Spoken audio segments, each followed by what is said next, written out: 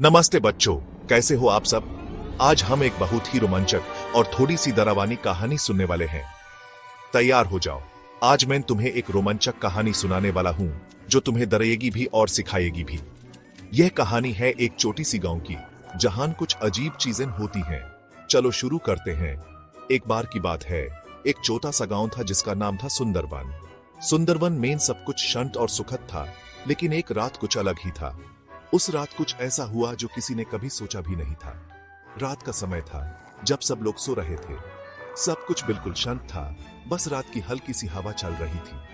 तभी एक छोटी सी बच्ची रानी अपने कमरे में से आवाज सुनती है, शश शश।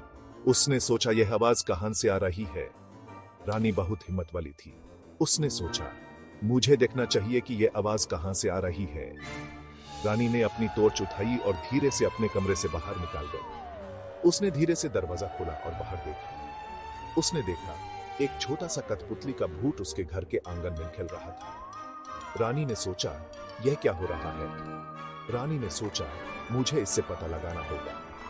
उसने अपनी हिम्मत जताई और उस कठपुतली के पास गई। रानी उस कठपुतली के पास गई और पूछा, तुम कौन हो।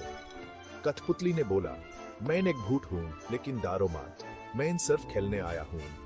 रानी को थोड़ा डर लगा, लेकिन उसने अपनी हिम्मत जताई। उसने सोचा यह भूत मुझे नुकसान नहीं पहुंचाएगा। कठपुतली ने रानी को एक पुराना खजाना दिखाया जो उसके घर के नीचे छुपा था। रानी ने सोचा यह तो बहुत रोमांचक है, लेकिन उस खजाने को खोलने के लिए एक पहेली का जवाब देना था। पहेली थी, मैं बिना पाँव के चल सकता हूं, बिना पंख के उड़ सकता हूं, मैं कौन हूं। रानी ने सोचा और सोचा। उसने अपने दिमाग को जोर लगाया और फिर उसने मुस्कुराते हुए कहा, हवा। कठपुतली खुश हो गया और खजाना खोल दिया। उस खजाने में पुरानी कहानियों की किताबें थी, जिनको पढ़कर रानी और भी बहादुर बन गई।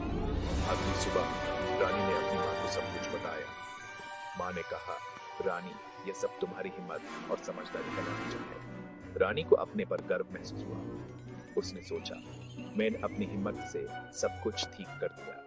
तभी से सुंदरवन में सब बच्चे रानी की कहानी सुनते हैं और सीखते हैं कि डर के साथ कैसे जीतना है। रानी की कहानी सबके लिए एक प्रेरणा बन गई। तो बच्चों, यह थी रानी और उसके कठपुतली भूत की कहानी। अब तुम भी अपने दोस्तों को यह कहानी सुनाओ और याद रखो, हमेशा हिम्मत से काम लो।